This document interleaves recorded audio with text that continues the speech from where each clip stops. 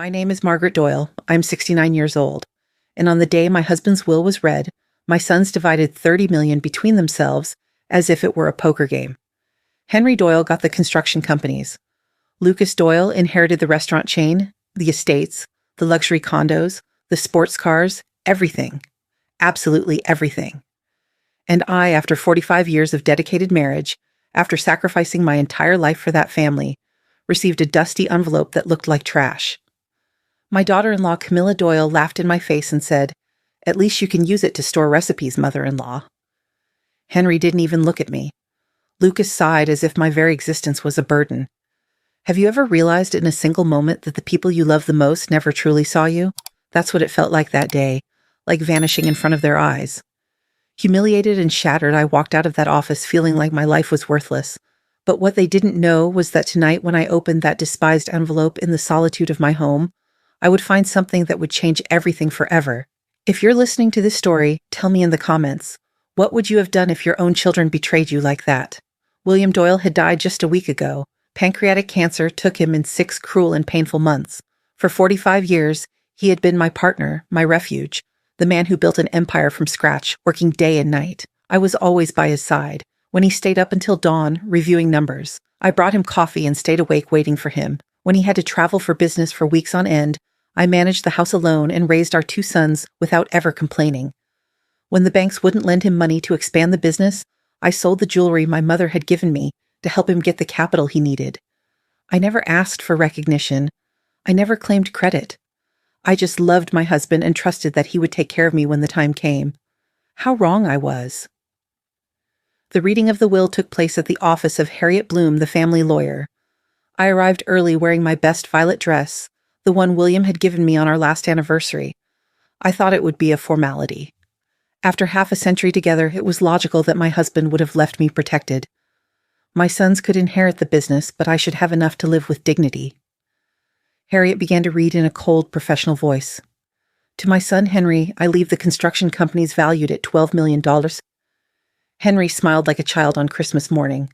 To my son Lucas, I leave the restaurant chain, which generates $8 million a year. Lucas settled into his chair with satisfaction. The estates on the coast, the condos downtown, the luxury cars, the main accounts. Everything was divided between them like the spoils of war. $30 million were split equally while I sat there invisible, waiting to hear my name. When Harriet finished reading the endless list of properties my sons were inheriting, she paused. She looked at some papers and said, "For Mrs. Margaret Doyle?" My heart sped up. Finally, I was going to hear what the love of my life had left me. Harriet continued, "I leave her this personal envelope." And she handed me a yellowish, dusty envelope that looked like it had been stored for years in some forgotten drawer. I took it with trembling hands while my sons exchanged satisfied glances. Camilla, my daughter-in-law, couldn't contain her laughter. "At least you can use it to store recipes." Mother-in-law Henry didn't even look up from the documents he was reviewing. Lucas sighed as if my presence were an annoyance to be tolerated. The envelope weighed almost nothing in my hands. It felt empty. It felt like a mockery. Harriet closed the will folder and turned to my sons to explain the legal procedures they had to follow to take possession of their inheritance. They talked about wire transfers, deeds, and corporations, as if I wasn't there, as if I were a ghost sitting in that leather chair. I stood up slowly, put the envelope in my purse, and walked to the door. No one said goodbye. No one asked if I needed help. No one offered me a ride home. I left that office with a broken heart, feeling that 45 years of love and sacrifice had been reduced to a dusty envelope that probably contained a sentimental letter with no real value.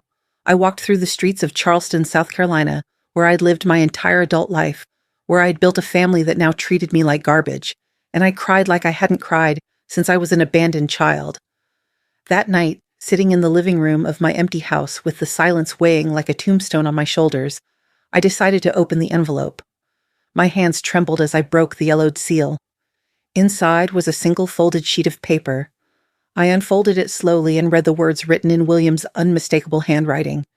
William's handwriting was unmistakable. That elegant script I had seen in thousands of love letters during our courtship, on birthday cards, on notes, he left me in the kitchen before he went to work. But this time, the words I read took my breath away. For the woman who always truly loved me, Bank account number 8, Music CHE, Private Trust, Cayman Islands. And below that, a line that made me tremble. What you find here is only the beginning. They didn't deserve to know the truth, but you do. My heart began to beat so hard, I thought it would burst out of my chest. A Cayman account. What was William talking about? For 45 years of marriage, he had told me everything about his businesses. Or so I thought. What secrets had he kept? What truth was it that my sons didn't deserve to know? I stayed up all night tossing and turning in bed with that piece of paper clutched to my chest. The next day, I called the bank. My shaky English was met by an operator who spoke perfectly. I gave her the account number, my personal information, and after a wait that felt like an eternity, I heard the words that changed my life forever. Mrs. Doyle, the current balance in your account is 100 million United States dollars. 100 million. The phone slipped from my hands and fell to the floor. $100 million more than 3 times what my sons had inherited combined. I sat on the kitchen floor shaking, trying to process what I had just heard. William had left me a secret fortune, a fortune that no one knew about, a fortune that made the 30 million from the official will look like pocket change. But that wasn't all. The operator continued, "Ma'am, we also have instructions to courier you a safe deposit box that your husband deposited here 2 years ago. We can schedule the delivery, a safe deposit box." What else had William kept hidden? What other secrets awaited me? I accepted the delivery for the next day and hung up the phone with trembling hands. My mind was a whirlwind of questions. How had William acquired so much money without me noticing? Why had he kept it a secret? Why had he decided to leave it only to me? And the question that tormented me the most, what truth was it that my sons didn't deserve to know? The courier arrived the next day at 10 hours in the morning sharp. It was a small but heavy safe with a combination that came in a sealed envelope. The numbers were our wedding date, June 15th, 1980. Typical of William, always so romantic, even in his darkest secrets. I closed the living room curtains, unplugged the phone, and sat in front of the safe with my heart racing. I dialed the combination and heard the click of the mechanism opening. Inside were documents, photographs, letters, and a thick envelope with my name written in large letters. I opened it with trembling hands and began to read the most shocking letter of my life. "My dearest Margaret," the letter began. "If you are reading this, it means I have passed away and our sons have shown their true colors at the reading of the will. I know they humiliated you. I know they treated you like trash. I know they laughed at you when they gave you that dusty envelope. But I needed it to happen this way. I needed them to show who they really are before you knew the truth. During the last 2 years of my life, I discovered things about Henry and Lucas that broke my heart. Things you do not know, things that forced me to make difficult decisions. The $100 million you found in the Cayman account are only part of my real fortune. There is more, much more. But before you know everything, you need to know the truth about our sons." My world swayed. What truth? What had William discovered? I continued reading, my soul on edge. Henry is not the successful businessman he appears to be. For 3 years, he has been siphoning money from my company to cover his gambling debts. He owes over $2 million to loan sharks, who are not exactly understanding. Camilla doesn't know, but he has mortgaged their house twice and is about to lose it. The documents proving all this are in this box. I felt as if I had been punched in the stomach. My older son, who had always been my pride, was a compulsive gambler who had stolen from the family business. But the letter continued, and what I read about Lucas was even worse. Lucas has a cocaine addiction that he has been hiding for 5 years. He has secretly sold 3 properties I had given him to finance his habit. But the most serious thing is that he is involved with drug traffickers who are blackmailing him. They threatened to kill him if he didn't pay them $500,000 by the end of the year. The documents of his debts and the photographs proving his addiction are also in this box. Tears began to stream down my cheeks. How had I been so blind? How had I not realized that my sons were destroying their lives? William's letter continued, revealing darker and darker secrets. But what hurts me the most, my love, is what they plan to do with you. I heard them talking one night in my study. They thought I was asleep from the medication, but I heard every word. Henry told Lucas that when I died, they had to get rid of you as quickly as possible. Camilla suggested they declare you mentally incompetent and have you committed to a nursing home. Lucas said it would be easy to get a doctor to sign the necessary papers. They wanted to take your share of the inheritance and lock you away somewhere you wouldn't be an inconvenience to their plans. The paper grew damp with my tears, my own sons, my own flesh and blood. They had planned to lock me away like a sick animal to steal my money. That's why I made the decision to protect you, William continued. That's why I moved the bulk of my fortune to accounts only you can access. That's why I let them have the crumbs from the official will while you have access to the real inheritance. The $100 million are just the beginning, my love. There are properties in Europe, investments in Asia, accounts in tax havens. In total, more than $200 million that are now yours. But I also leave you something more valuable, the truth. And with that truth, the power to decide what to do with our sons. My hands were shaking so much I could barely hold the letter. $200 million, a fortune that made my son's official inheritance look like loose change. The letter ended with a sentence that was seared into my soul. You decide whether you use this information to protect yourself or to teach them a lesson they will never forget. I can no longer take care of you, but I have given you the weapons to take care of yourself. With all my eternal love, William. I put the letter down on the table and looked at the contents of the safe. There were photographs of Lucas using drugs, bank documents showing Henry's debts, contracts signed with dangerous loan sharks, audio recordings on small devices I didn't dare listen to yet. My husband had been a private detective during his last years, meticulously documenting the corruption of our own sons. And now that explosive information was in my hands. I sat in that room for hours, surrounded by photographs that destroyed the image I had of my children. Lucas with glassy eyes, snorting cocaine, in the bathroom of some nightclub. Henry signing documents with men in dark suits who were clearly not legitimate bankers. Casino receipts for thousands of dollars. Pawnshop tickets for items I thought they still owned. My perfect world, my exemplary family was crumbling before my eyes like a house of cards. But what hurt the most wasn't the addictions or the debts. It was the plan they had hatched to get rid of me. In one of the recordings I finally dared to listen to, I heard Camilla's voice saying, "Once she's committed, we can sell the family house and split the money. She's an old woman. She won't notice a thing." And Henry's reply, "Mom was always so naive. It'll be easy to convince her it's for her own good." Over the next few days, I dedicated myself to investigating every document William had left in that safe. He had hired private investigators to follow our sons. He had recorded phone conversations. He had photographed secret meetings. My husband had built a complete file on Henry and Lucas's lies and betrayals. And among all those papers, I found something that chilled my blood.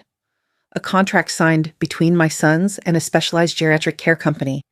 They had already paid the deposit to commit me to a place called Maple Haven Residence, a private nursing home 3 hours from the city. The contract was dated 2 weeks before William's death.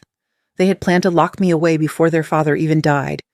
They had planned to rob me while I was mourning at his funeral. The phone rang one morning as I was reviewing bank documents. It was Henry using that fake voice he used when he wanted something. "Mom, we need to talk. Camilla and I are worried about you. You've been very quiet since the funeral." Worried? How ironic. I told him I was fine, that I just needed time to process the loss.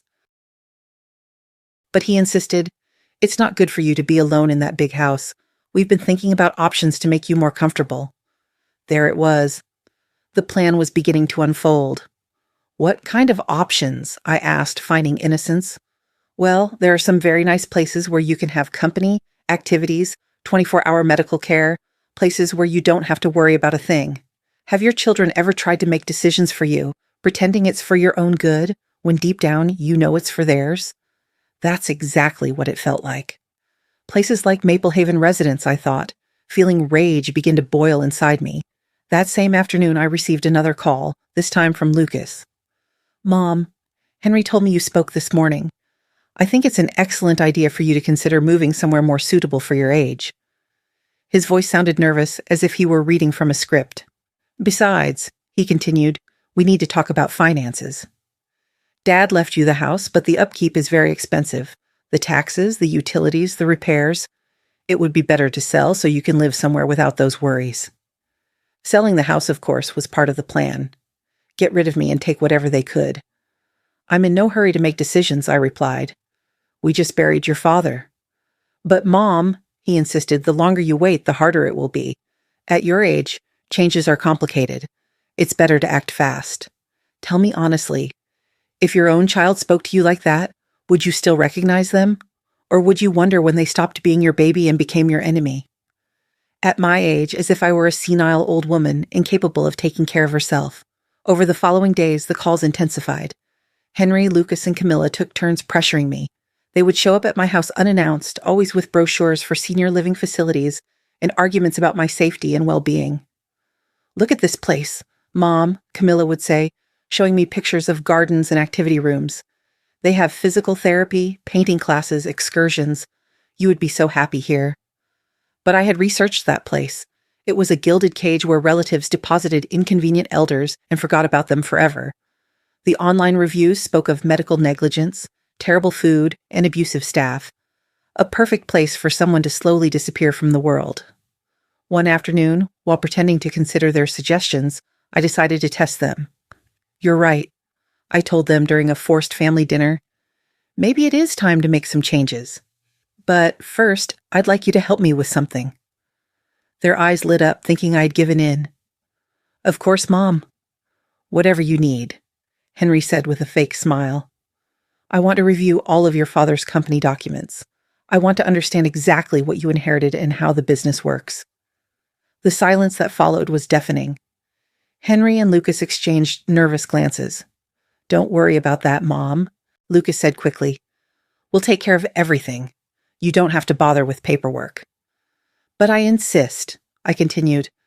"After 45 years of building that empire with your father, I have a right to know what will happen to it."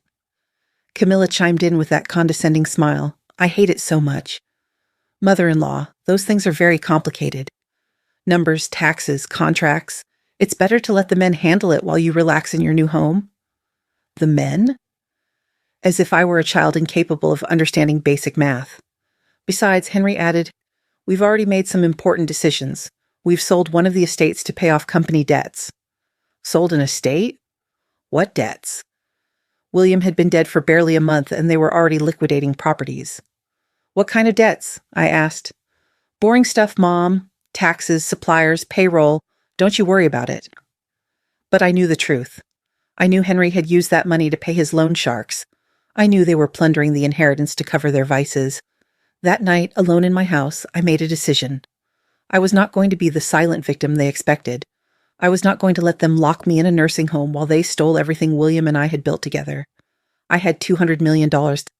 I had proof of their crimes, and I had something they had underestimated. 45 years of experience being the wife of a brilliant businessman. I had learned more than they thought. I had absorbed more knowledge than they imagined, and now it was time to use all of it to my advantage. I picked up the phone and called the private trust, Cayman Islands. It was time to start moving my pieces in this deadly chess game my own sons had started. The next day, as I was having breakfast, the doorbell rang. It was an older, elegantly dressed man who introduced himself as Benjamin Crane, an attorney. "Mrs. Doyle, I'm here on behalf of your late husband. I have specific instructions to carry out." William had hired independent lawyers different from Harriet to handle his secret affairs. Benjamin handed me a thick folder full of legal documents. "Your husband asked me to deliver this to you exactly 1 month after his death. These are legal powers, contracts, and authorities that will allow you to take full control of all his companies if you so choose. Full control." William hadn't just left me money. He had left me the keys to the kingdom. "Your sons do not know these documents exist," Benjamin continued. "According to your husband's instructions, you have the power to revoke their inheritances if you deem they are not meeting the family's ethical standards." Benjamin Crane sat in my living room and began to explain documents that seemed to come from a spy movie. "Your husband was very meticulous, Mrs. Doyle. These contracts grant you 51% of the shares in all the family businesses. On paper, your sons inherited control, but legally you are the majority shareholder." My head was spinning as I tried to process the information. How is that possible? The will Harriet read. "That will," Benjamin interrupted, "only covered the visible assets. Your husband created a complex corporate structure where the companies are under the umbrella of a family holding company, and you, Mrs. Doyle, are the owner of that holding company." William had been playing chess while we all thought he was playing checkers. He had built a perfect legal trap disguised as a generous inheritance for his sons. "But there's more," Benjamin continued, opening another folder. "Your husband also tasked me with investigating your son's activities for the last 3 years. What we discovered is enough to completely nullify their inheritances and in some cases to initiate criminal proceedings." He showed me photographs I had already seen in the safe, but also new documents, irregular bank transfers, Fraudulent contracts, fake invoices. Henry has been diverting funds from the construction company to pay gambling debts. In total, he has stolen nearly $3 million. Lucas has used company vehicles to transport drugs, turning the family restaurants into money laundering centers. Each revelation was like a hammer blow to my chest. How had I raised two criminals without realizing it? Benjamin took out an audio recorder and played it. I immediately recognized my son's voices. "When the old lady is locked up," Henry was saying, "we can liquidate everything and get out of the country. With 50 million each, we can start over in Europe." Lucas's voice replied, "Yeah, but we have to act fast. The cartel is pressuring me for the money I owe. If I don't pay them soon, they're going to start killing people." "Don't worry," Henry continued. "In 2 weeks, Mom will be committed and we'll have access to all the accounts. Harriet has already prepared the mental incapacity documents." My blood ran cold. They weren't just planning to rob me. They were planning to flee the country after destroying everything William had built. "Your husband recorded this conversation 3 weeks before he died?" Benjamin explained. "That's why he accelerated all the legal preparations. He knew he had little time to protect you." He handed me a new cell phone. "This device is directly connected to my office and to the police. If you feel threatened at any moment, press the red button and help will be on its way." The reality of my situation began to sink in. I wasn't just dealing with ungrateful children. I was dealing with desperate criminals who saw my death or disappearance as the solution to all their problems. "What do you recommend I do?" I asked him. Benjamin smiled, an expression that didn't reach his eyes. "Your husband asked me to tell you this verbatim. Margaret, you are stronger and smarter than they think. It's time they found out who they're messing with." That night after Benjamin left, I sat in front of my vanity mirror and truly looked at myself for the first time in months.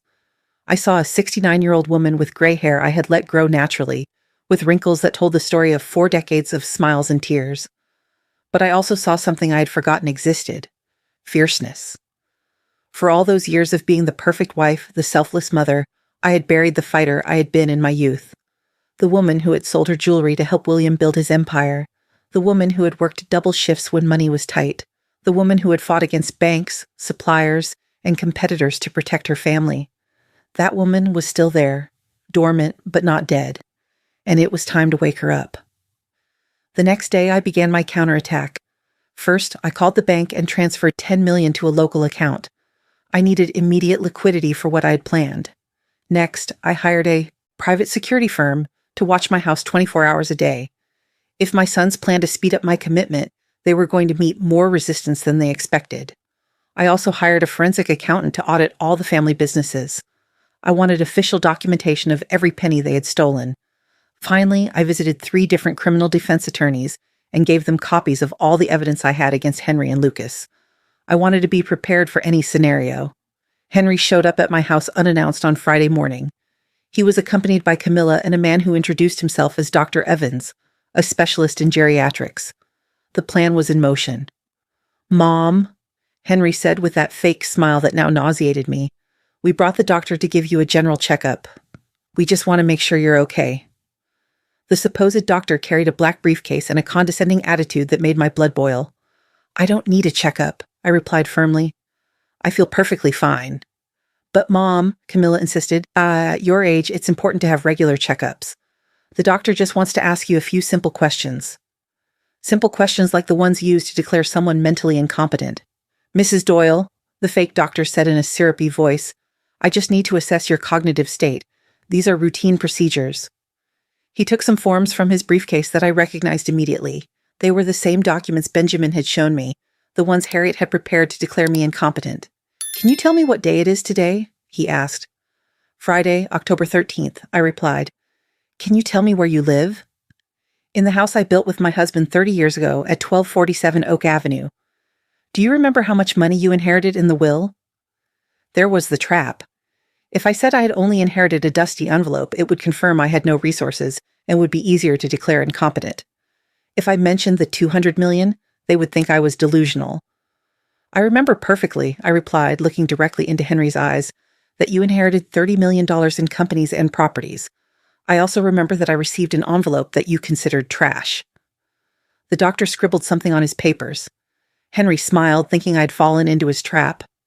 "And how do you feel about that distribution?" the doctor asked. "I feel I said slowly, like a woman who finally understands who the members of her family really are. Camilla and Henry exchanged satisfied glances. They thought I was admitting confusion or resentment, emotions they could use to justify my commitment. The fake doctor closed his folder and whispered something to Henry. Then he turned to me. "Mrs. Doyle, I believe it would be beneficial for you to spend a few days under medical observation. We have a very comfortable facility where you can rest while we evaluate your general condition." There it was, the final trap. "No, thank you," I replied with the firmest voice I could muster. "I feel perfectly capable of taking care of myself." "But Mom," Henry said, and for the first time there was a real note of threat in his voice. "It's not a suggestion. The doctor believes you need specialized care." "The doctor," I replied, rising slowly, "can believe whatever he wants, but this is my house, and I decide who comes in and who goes out." At that moment, Camilla made the mistake I had been waiting for. She approached me with that venomous smile and said, "Mother-in-law, don't be difficult. We all know you can't take care of yourself anymore. It's time you accept reality and let the adults make the important decisions." The adults, as if I were a child, as if 45 years of marriage and building an empire had taught me nothing about life. I looked at Henry, at Camilla, at the fake doctor, and I smiled for the first time in weeks. It was a smile they had never seen before, a smile that would have made William proud. "You're right," I said softly. "It is time for the adults to make the important decisions. And that's exactly what I'm going to do." I took out my cell phone, the one Benjamin had given me, and pressed the record button. "I want to be very clear about what is happening here," I said in a firm voice as I recorded them. "My son Henry, my daughter-in-law Camilla, and this supposed doctor are trying to force me into a facility against my will." The fake doctor immediately grew nervous. "Ma'am, this is just a routine medical evaluation."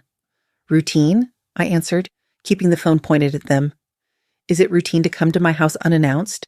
Is it routine to bring commitment papers already filled out? Have you ever been surrounded by people you love, yet felt completely unsafe?" That moment, I realized blood means nothing when greed takes over. Henry tried to snatch the phone from me. "Mom, put that thing away. You're acting irrational." "On the contrary," I said, stepping away from him. "I'm behaving exactly as a woman should who discovered her own family plans to lock her away to steal her inheritance." Henry's expression changed completely. The mask of the concerned son fell away, and for the first time I saw his true face. Cold, calculating, dangerous. "We don't know what you're talking about," Camilla said, but her voice trembled. "I'm talking," I continued, pulling one of the photographs William had left in the safe from my purse about this. It was a picture of Henry leaving a casino at 3 o'clock in the morning, clearly drunk, accompanied by two men who were obviously not legitimate businessmen. I'm talking about the gambling debts. I'm talking about the money stolen from the company. I'm talking about the contract you already signed with Maple Haven residents to have me committed. The silence that followed was deafening. The fake doctor started backing toward the door. "I think there's been a misunderstanding. I'll be leaving." "Not so fast, doctor," I said, blocking his path. "How much did they pay you to sign false documents of mental incapacity?" The man turned pale. "I don't know what you're talking about." "I'm talking about this," I said, showing him another photograph where he appeared receiving an envelope of money from Henry. "My husband hired private investigators during his final months. He documented every dirty move you made." Camilla began to cry, but they weren't tears of sadness. They were tears of pure panic. "Mother-in-law, you don't understand. Everything we've done has been for your own good."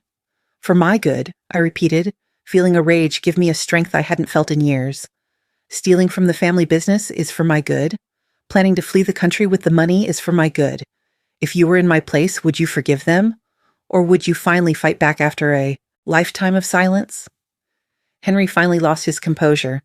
"Enough. You're a crazy old woman who doesn't know what she's talking about. Dad made a mistake leaving you anything.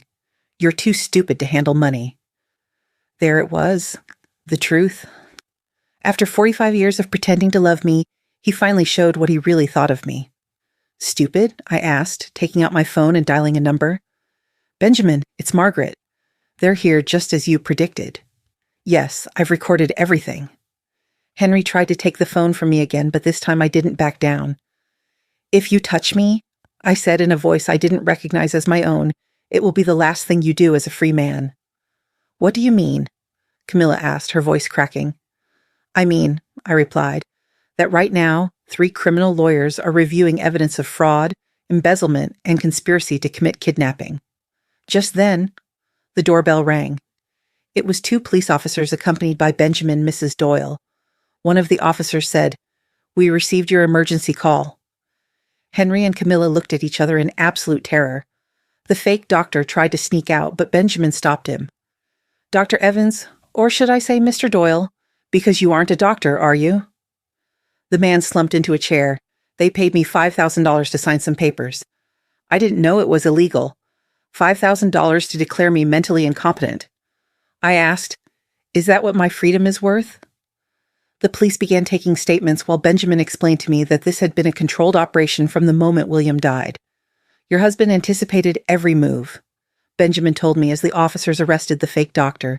"He knew they would try to have you committed quickly before you could react. That's why he prepared all this evidence and these legal proceedings."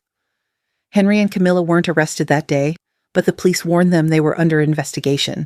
When they finally left, my house was silent for the first time in weeks. I sat in my favorite armchair, the same one where William and I used to watch television together, and I cried. But they weren't tears of sadness. They were tears of liberation. For the first time since my husband's death, I felt truly free. That night, I called both of my sons, not to plead or to try to fix things. I called them to give them an ultimatum. You have 24 hours to return every penny you stole from the family businesses. You have 24 hours to cancel the contract with Maple Haven residents, and you have 24 hours to confess the entire truth about your debts and your problems. "Or what?" Henry asked with a defiant tone that no longer intimidated me. "Or tomorrow at 9 hours in the morning, 3 local newspapers will publish the full story of your crimes. Or I hand all the evidence over to the district attorney's office. Or I use the legal powers your father left me to completely revoke your inheritances." The silence on the other end of the line confirmed that they finally understood who they were dealing with. "Impossible," Lucas muttered. "Dad left us everything in the will." "You can't take what's already ours." "Want to bet?" I replied. And for the first time in my life, my voice sounded exactly like William's when he was closing a tough deal. Because it turns out your father was a lot smarter than you thought. And I'm a lot stronger than you imagined. I hung up before they could answer. I didn't need to hear any more lies, more excuses, more manipulation. It was time for them to learn that the woman they had underestimated for so many years had sharp claws when she needed to use them. The next morning at Ace Hung Sharp, Henry and Lucas appeared at my door. They didn't come with fake lawyers or commitment plans. They came with their tails between their legs, defeated, begging for mercy. "Mom," Henry said, and for the first time in years, there was no condescension in his voice. "We need to talk." I let them in, but this time I didn't offer them coffee or a smile. I left them standing in the middle of the living room while I remained seated in my armchair in the position of power I had earned. "Talk," I said simply. Lucas started to cry. "Mom, everything got out of control. The drugs, the debts, the loan sharks. We didn't know how to stop. And your solution was to rob me and lock me away?" I asked. "That wasn't the original intention," Henry muttered.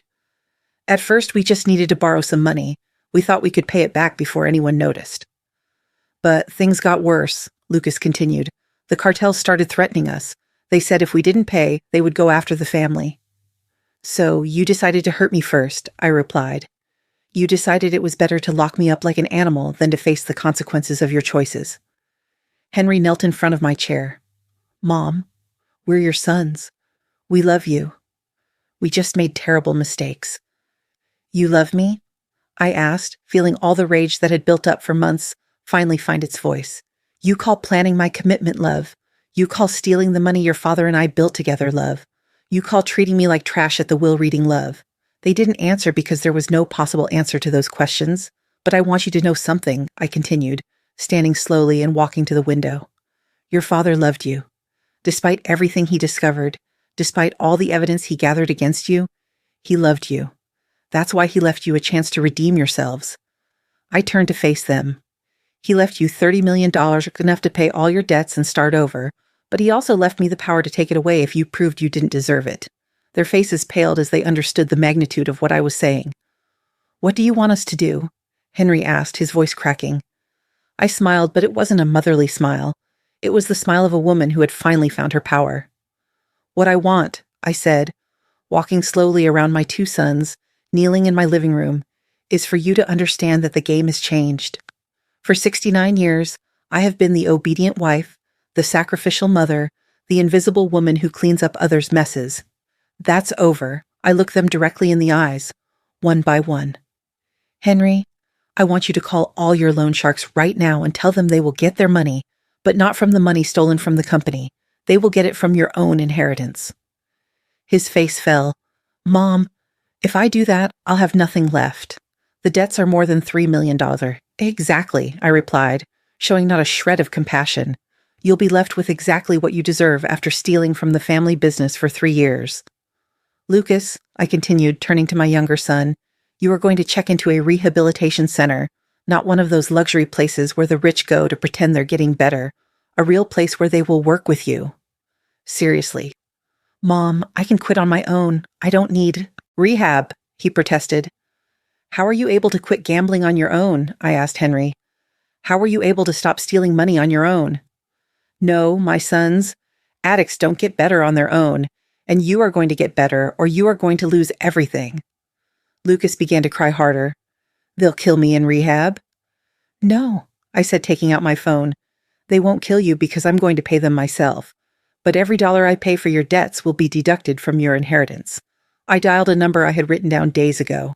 "Detective Miller, this is Margaret Doyle. I have information about a drug trafficking ring operating out of the family's restaurants." Lucas went white as a sheet. "Mom, what are you doing?" "I'm cleaning up the mess you created," I replied, speaking into the phone. "Yes, detective, I have names, dates, photographs, and my son is willing to cooperate as a protected witness." I hung up and looked at Lucas. "You are going to testify against the cartel? You are going to give the police all the information you have about their operation, and you're going to do it before you enter rehab." "They'll kill me if I do that," he muttered. "They'll kill you if you don't pay," I replied.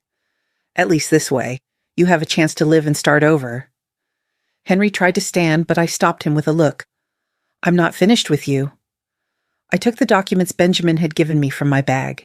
"Did you know that your father left me in control of all the family businesses? Did you know that I can legally fire you right now?" Panic filled his eyes. "Mom, that company is all I know how to do. It's my life." "It was your life," I corrected him, "until you decided to turn it into your personal cash register." I showed him the financial statements the forensic accountant had prepared. $3 million stolen over 3 years. Fake invoices, irregular transfers, ghost accounts. "Do you know what this is?" "This is evidence of a federal crime, but there's a way to resolve this without involving the DA's office," I continued, seeing hope light up in his eyes. "You are going to sign your resignation as CEO of all companies. You're going to transfer all of your shares to me, and you're going to work as a common laborer, earning a basic wage until you have paid back every penny you stole." "A laborer?" he asked, incredulous. "You're going to start from the bottom, just like your father did. You're going to carry bricks. You're going to clean offices. You're going to do the work that real working men do every day. And you're going to learn what it means to earn money honestly." The humiliation on his face was evident, but there was something else too. Respect. For the first time in years, he was seeing me as more than a harmless old woman. Camilla, who had been quiet throughout the conversation, finally spoke. "Mother-in-law, this is ridiculous. They can't accept these conditions. They're your sons." I turned to her with a smile that could freeze blood. "Oh, really? And what are your options, my dear? Daughter-in-law?" I took another photograph from my bag. It was Camilla kissing a young man in a hotel parking lot. "Should I tell Henry about your affair with the Pilates instructor, or would you prefer to tell him yourself?" Her face fell completely. "Or would you prefer I tell him about the $50,000 you've been siphoning from the family account to buy yourself clothes and jewelry?" Henry looked at his wife with an expression of absolute betrayal. "What is my mother talking about?" "Your wife," I continued, savoring every second of her discomfort, "has been stealing from you for 2 years, and she's been sleeping with Rick, the Pilates instructor from the gym, for 6 months." Camilla started to deny everything, but I pulled out more photographs. "Do you want me to keep showing evidence, or are you going to confess the truth to your husband?" Henry stood up slowly, looking at Camilla as if seeing her for the first time. "Is it true?" she cried. But she didn't deny anything else. Why? He asked. Because, I answered for her. She thought that when you inherited, she would have access to millions of dollars. She planned to stay with you until she had enough money to divorce you and take half. This can't be happening, Henry muttered, holding his head in his hands. Oh, but it is happening, I said, feeling more powerful than I had in decades, and we're just getting started. I pulled the last document from my bag. This is a divorce agreement my lawyer prepared. Camilla is going to sign it now without asking for a single penny in the division of assets, because if she doesn't sign it, all these photographs will appear in the newspaper tomorrow, along with the evidence of her theft. You can't make me sign anything, Camilla said, but her voice was trembling. Can't I? I asked, dialing another number on my phone. Hello, Rick. This is Camilla's mother-in-law. Yes, I have some very interesting photographs that I think your wife would want to see. Camilla lunged at me, trying to grab the phone. Stop. He's married. His wife doesn't know anything. Exactly, I said, moving away from her. And unless you sign this divorce immediately, she's going to know everything. I hung up and held out a pen to her. You have 30 seconds to decide. Camilla signed the document with trembling hands, crying inconsolably. Henry looked at her as if she were a stranger. Very well, I said, putting the signed document away. Now get out of my house and never come back. If I see you near this family again, I will make good on my threat to call Rick's wife. Camilla ran out without another word. I was left alone with my 2 defeated sons, sitting on my living room floor like punished children. Do you understand now? I asked them. Do you understand now that I am not the helpless old woman you thought I was? Lucas nodded, still crying. Mom, can you ever forgive us? I looked at him for a long moment before answering. That's up to you. If you do everything I've asked, if you truly get clean, if you learn to be men of honor like your father was, maybe. But it's going to take years, and you're going to have to earn my forgiveness every single day. Henry finally lifted his head. Are you going to take our entire inheritance? No, I replied, and I saw relief in his eyes. I'm going to leave you a chance to earn it, but you're going to work for every dollar. You are going to prove you deserve the name you carry. And what if we can't do it? Lucas asked. What if we're too weak to change? I looked at him with a mixture of sadness and determination. Then you will miss the chance to know the mother you always had, but that you never bothered to see.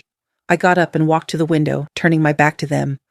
Your father left me $200 million, my sons. Enough money to live like a queen until the day I die.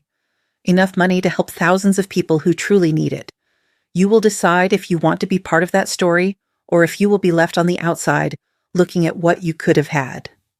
When I turned around, they were no longer in my living room. They had left in silence, finally understanding that the power had changed hands for good. The following days were the quietest I'd had in months. For the first time since William's death, my house truly felt like my own. There were no manipulative sons showing up unannounced, no venomous daughters-in-law making snide remarks, no fake doctors trying to declare me incompetent. Just me, my morning coffee, and the strange but liberating feeling of having total control over my life.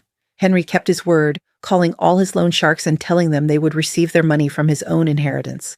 Lucas voluntarily checked into a rehabilitation center on the outskirts of the city, and Camilla had completely disappeared, probably holed up in some hotel while she figured out how to rebuild her life after her perfect plan imploded. But I knew this was only the beginning. For 45 years, I had been the wife who supported from the shadows. Now it was time to find out who Margaret was as an independent person, as a woman with power, as the heir to a $200 million empire. The first decision I made was to visit all the companies I now controlled. I wanted to meet the employees who had worked for William for years. I wanted to understand exactly what my husband had built and how I could make it better.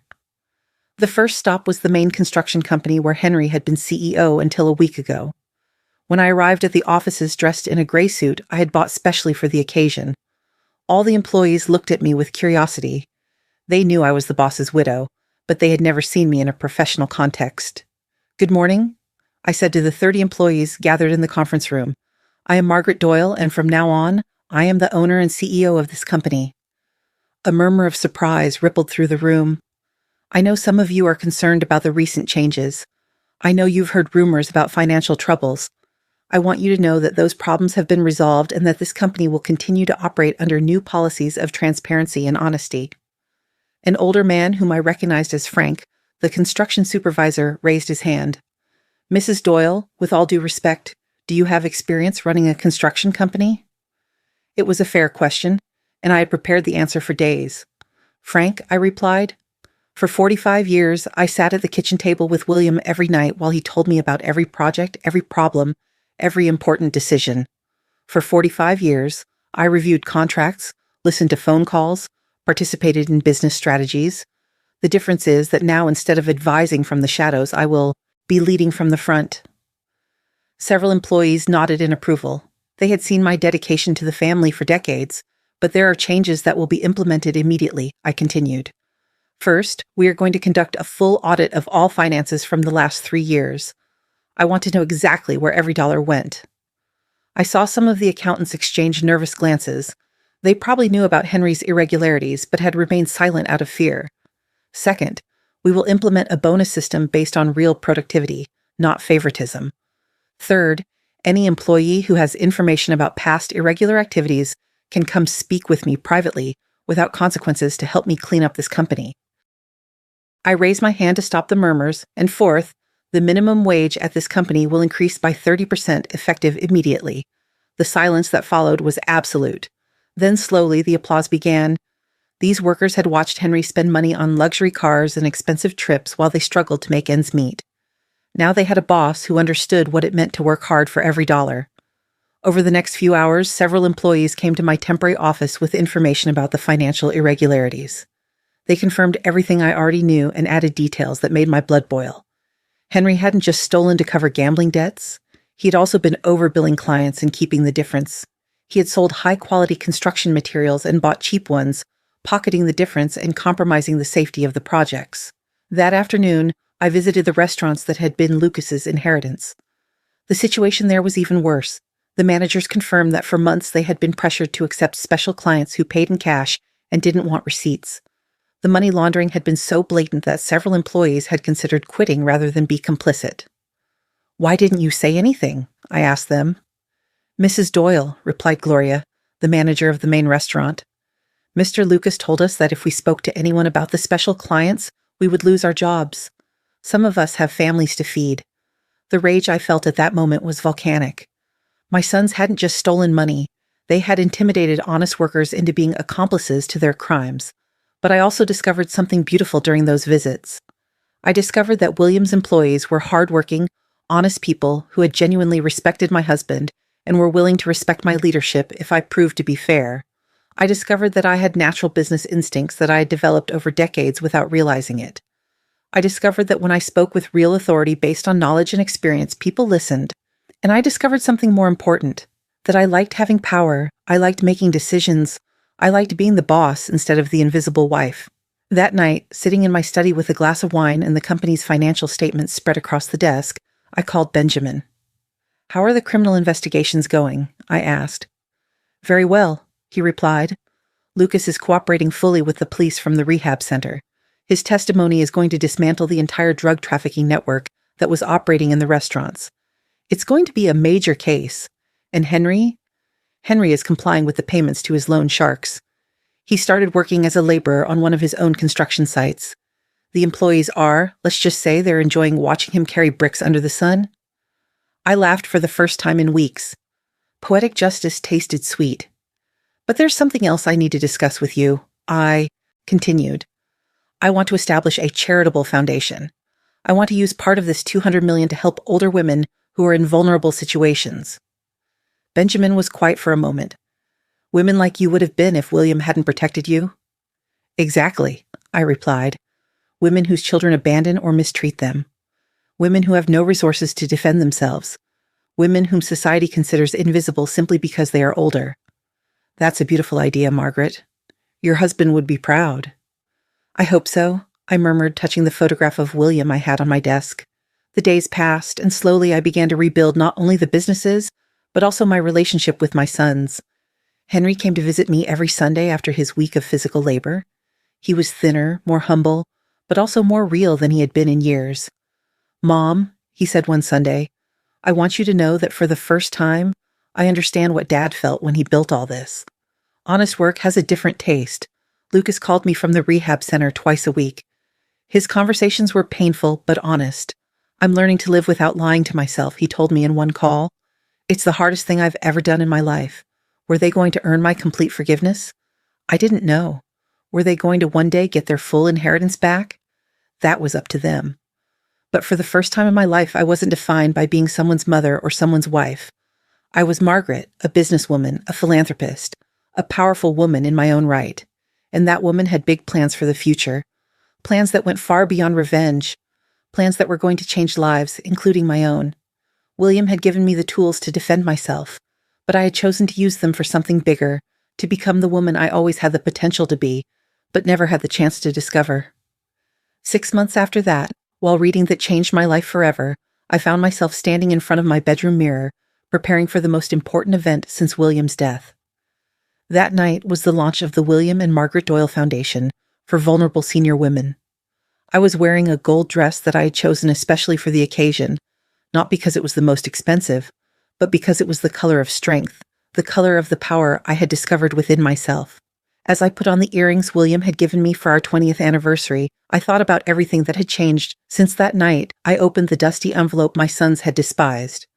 The foundation had already helped over 200 older women in its first few months of operation. Women like Rose, 73, whose children had emptied her bank account and left her living in deplorable conditions. Like Carmen, 68, who had been a victim of domestic violence for decades and finally found the courage to escape. Like Patricia, 75, whose family had tried to declare her mentally incompetent to steal her pension. Every story I heard reminded me how close I had come to becoming one of those victims, and every woman we helped confirmed that I had made the right decisions. The phone rang as I finished getting ready. It was Henry. Over these 6 months, our conversations had slowly evolved from hostility to something resembling mutual respect. "Mom," he said, and his voice sounded different, more mature. "I wanted to wish you luck at the launch tonight." "Thank you," I replied, surprised by the sincerity in his tone. "How are things at the construction site?" "Good," he answered. "We finished the affordable housing project you proposed today. Seeing the families move into their new homes, I get why Dad loved this business." It was true. I had turned part of the construction company into a project for low-income housing. It was profitable, but it also had a social purpose that filled my heart. "Mom," Henry continued, "I know I have no right to ask you for anything, but can I come to the launch tonight?" The question took me by surprise.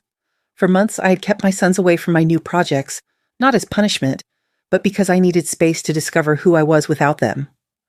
"Why do you want to come?" I asked. "Because," he said, and I heard real emotion in his voice.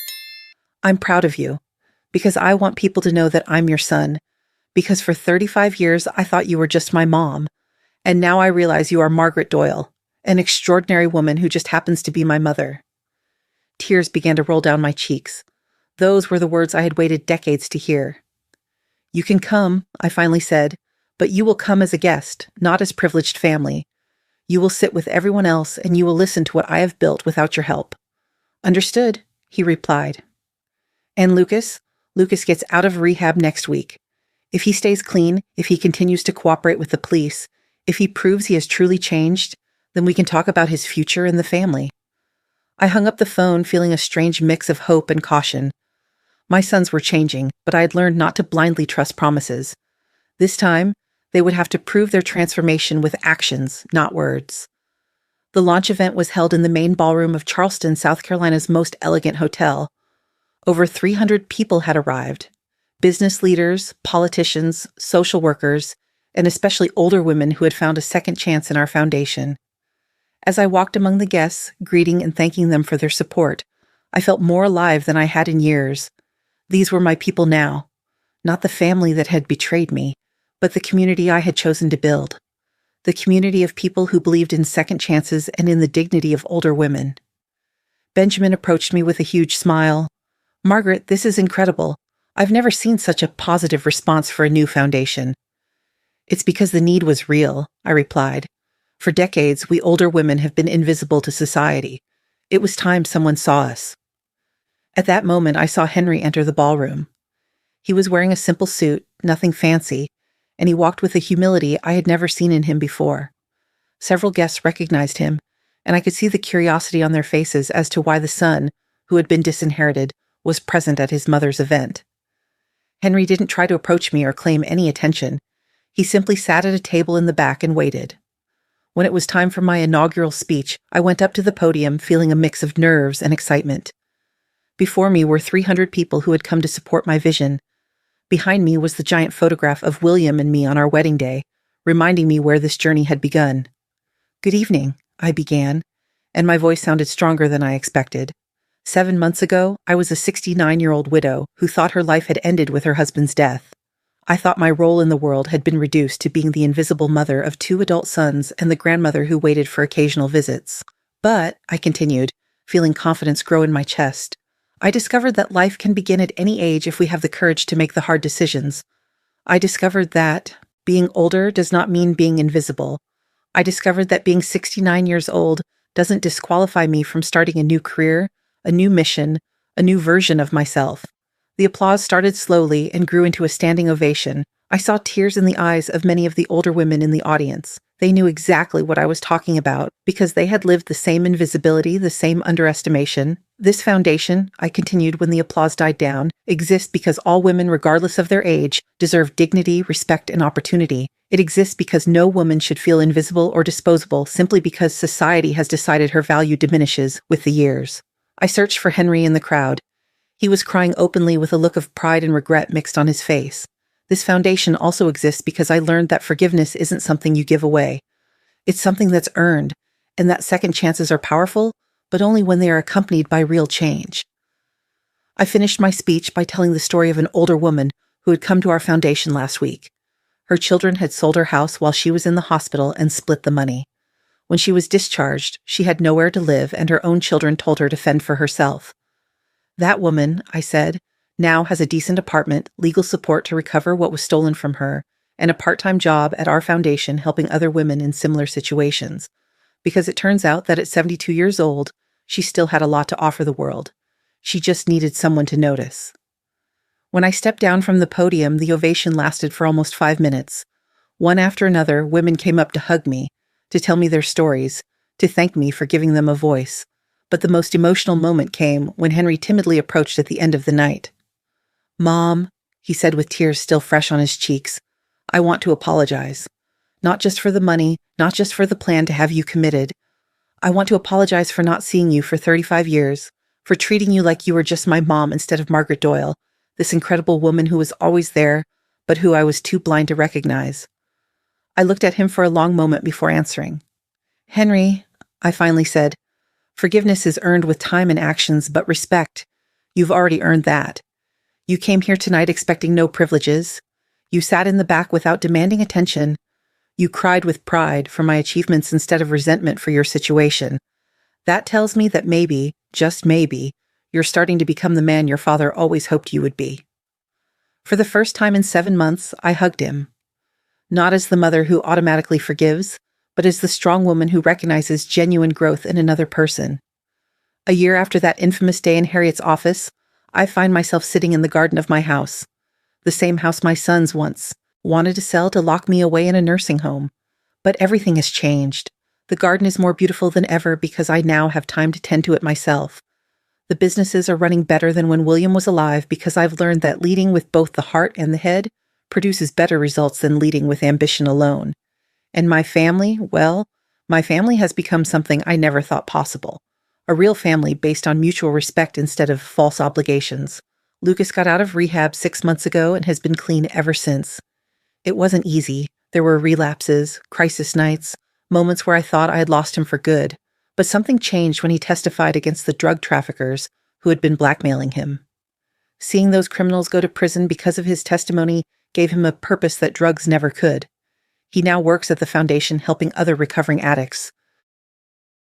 His salary is modest compared to what he used to have, but he tells me it's the first money he's earned that he feels truly proud of.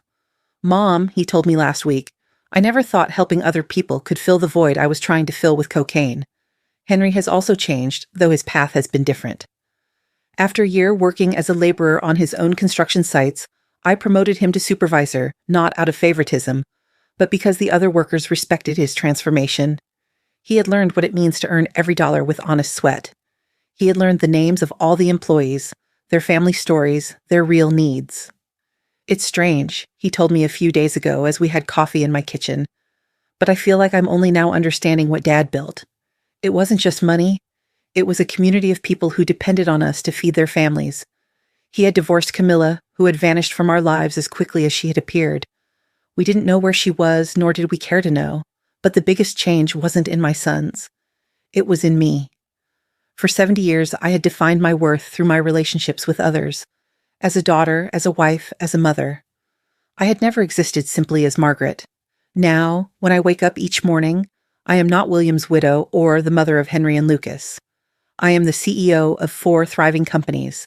I am the founder of an organization that has helped over 500 older women reclaim their dignity. I am a 70-year-old woman who is living the most exciting and productive decade of her life. I am someone who makes important decisions, who influences the lives of thousands of people, who builds legacies that will last for generations. The foundation has expanded beyond my wildest dreams. We now have 3 shelters for older women who are victims of family abuse, a free legal aid program, a job training center that teaches new skills to women who thought their careers were over, and a microloan program that helps senior entrepreneurs start small businesses. Last week, a 65-year-old woman who had been unemployed for 2 years opened her own bakery with one of our microloans.